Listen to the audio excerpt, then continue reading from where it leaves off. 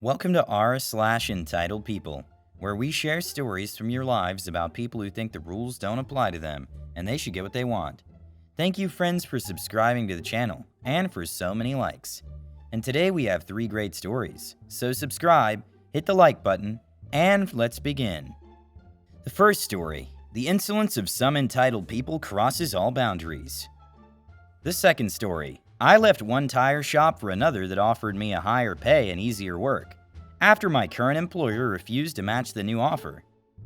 The third story: a very influential man got a lifetime ban. The first story is: this party should be about the guest, about me and my son. Lady, you weren't even invited. Last night was a farewell party for the assistant manager at my job. He's been with the company for almost 15 years, and it was the second to last day. Today's the day. He had all my respect from all the time he took to supervise me and answer all my questions. He was also easygoing and knew how to balance between professionalism and social skills, creating lifelong customers.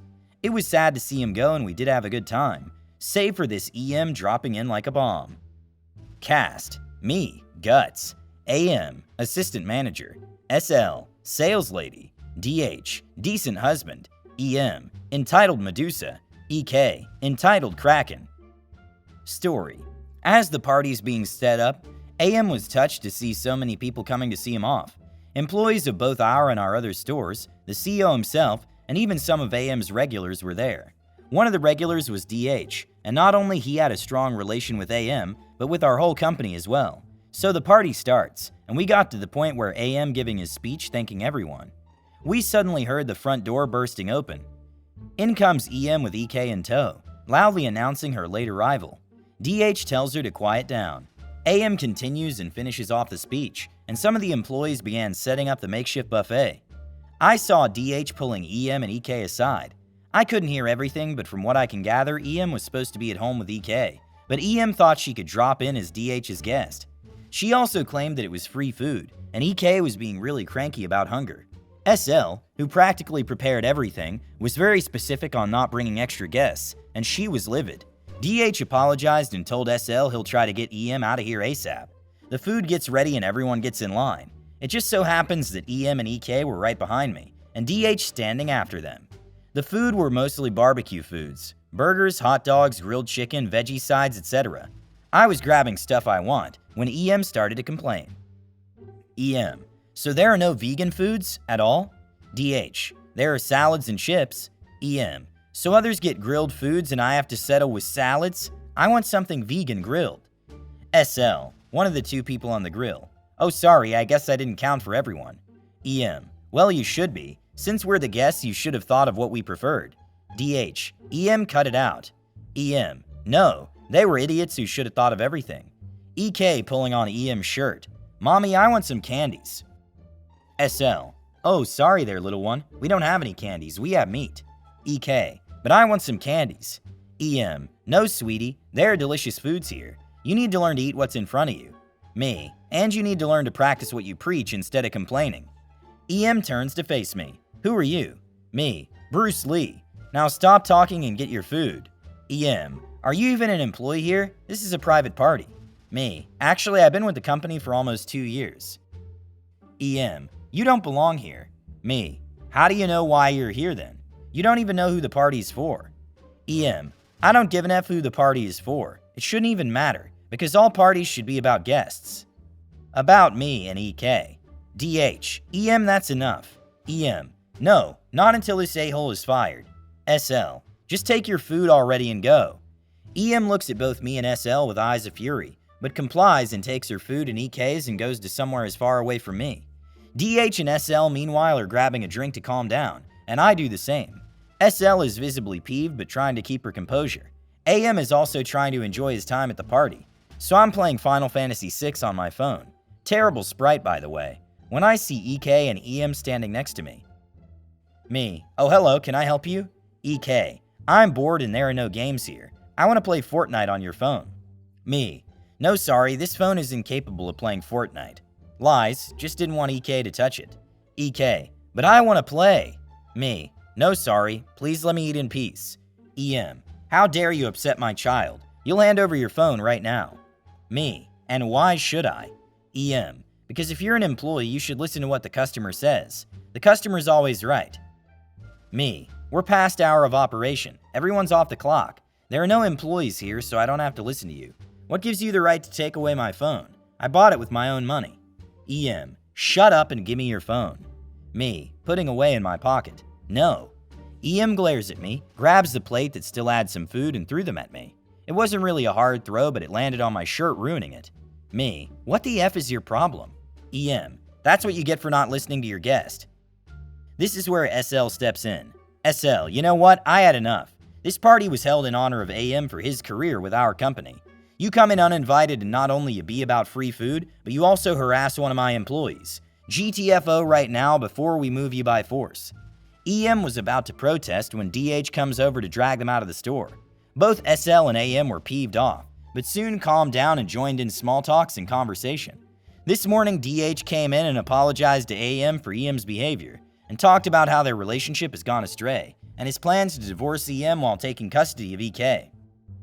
The second story is, quit one tire shop for another that offered me more money. I asked a manager for a raise once because I got a job offer at another company for easier work and higher pay. I do commercial tires for a living. I learned the business from my father when I was a kid. I didn't like the work, so I left the industry for about 7 years, then eventually came back to it in 2018. I was a bit rusty, so I asked to work at the pad until I got into the swing of things, and since I was rusty, I decided to accept their offer of $22 an hour. Eventually, I got back into form, and so I was out doing service calls, as well as after-hours emergency road service work. About 2 months in, I asked if I could learn how to use the hydraulic press. They had to do forklift tires, and they said sure. They also asked me if I wanted to do OTR work, off the road. This is the big A tires like on loaders, blades, and other construction equipment. I said sure. I'll learn whatever they have to teach. After working there for 9 months, I was doing truck tires, OTR, and solids, with the hydraulic press. Every other tech refused to learn more than what they already knew coming in, because jobs like OTR can be dangerous and a bit time-consuming. I didn't mind it if it meant that I could get work experience. I could either use to get a raise here or take with me elsewhere. At about 9 months of working at this shop, my uncle called me up telling me another shop nearby was hiring someone to service a few of their fleets, and that the work was super easy. I asked him how much they paid me, and he said it was $27 an hour. But since it was second shift, that I would get a differential that boosted me up to about $30 an hour. I was down. The work was all wheel swings. That means all my tires are already mounted up and aired up. If I find a vehicle with a flat or bad tire, all I have to do is unbolt the old assembly and put the new one on. Most of the hard work like dismounting, mounting, flat repairs, and balance were done at the shop by other techs, while all I had to do was ensure the fleets never had bad tires on. This is some of the easiest work I've ever done. I say sure. I'm interested in secure an interview with this shop. The new shop liked me because I have a ton of experience. Been doing tires since I was 11, and because I know how to do several types of tires, they offer me a job. I liked the shop I was working at, so I went and gave them a chance to give me a higher offer. I told them the new shop was paying $30, and if they could match it, I would stay since I liked working there. The regional manager met with me and told me if I was willing to work overtime, then I could make the same with them, as I would with the new shop. No raise needed. I told the RM that the goal was to spend less time at work and make the same amount of money, if not more. He said that I was not able to get a raise because I was only there for 9 months. I told him I was the only one willing to learn new skills and do jobs the other techs didn't want to touch. I reminded him that before me, they had to bring in techs from outside the area in order to do their OTR work, which cost the company more in fuel and upkeep, not to mention overtime for those outside techs that often had to start earlier in the day to make it to the jobs in our area on time. He said that if I stayed 1 year, I could get to $25 an hour, and I said, or I could just leave and make $30 an hour now. I also mentioned that the new shop was union and offered a great retirement plan, which the company did not, and I pointed out that the company had already lost some of its customers to this other company. He did not budge, stating that with my experience, $25 was the most I was going to get. So I said, cool, next Friday's my last day, and I quit. Turns out that 2 other guys had also found easier, higher paying jobs in the area, and they left without notice. Suddenly, they could afford to offer new OTR techs $30 an hour and other techs $25 an hour. Not like it mattered, they let half their staff go at the start of COVID. I got busier with COVID at the new shop, and I got a raise. And the last story is balling on a budget. I normally work mornings, but on this occasion I was covering mid-shift for a coworker who needed a night off. From the moment I walk in at 3 p.m., complete chaos, constant check-ins, phone will not stop ringing, more extra towel and pillow requests than I've ever seen. About 9 p.m. things slow to normal and in walks a couple a little before 10 p.m. The man is filming as they enter the property, asking his lady to pose here, stand there so he can show everyone how beautiful his lady is and how nice the property is. They stop a few feet away from the desk and he turns his back to me, talks to whoever is watching saying, "Here's how you do it, take this and this and just put this in between. Works every time. This is how you beat the system and be a baller on a budget." They finally step up to the desk, let me know they're checking in and I pull up the res. They're booked into our most standard double room, booked through everyone's favorite booking app, Rooms this evening. Oh yay, what fun. With the most smug eye-roll inducing grin, he asked if there was any comp upgrades available, as he hands over his ID, CC, and sandwiched in between is a $20 bill. I slid the $20 bill back over to him and say thanks but no thanks, against company policy. He asks who's gonna know. I point and say the camera's there, and there. I appreciate the gesture, but $20 is not worth my job.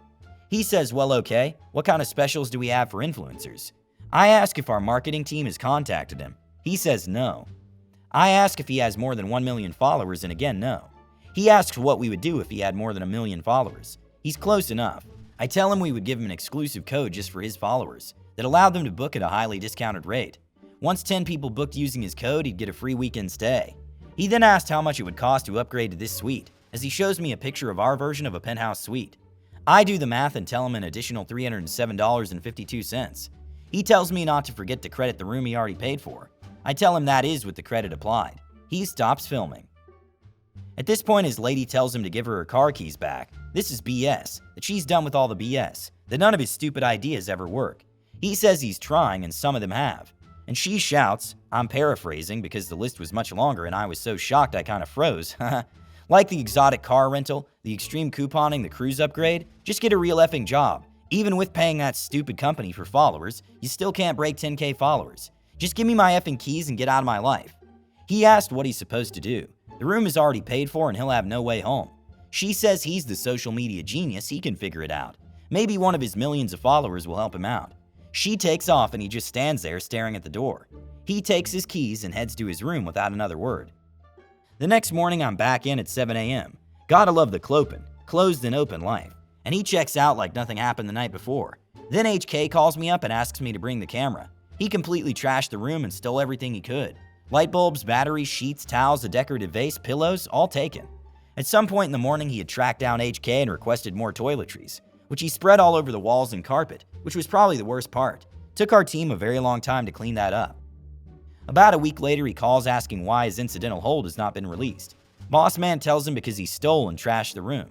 The influencer tells us to prove it. Boss man says we already have with video, key logs, and pictures. The influencer says he's contested with his CC company.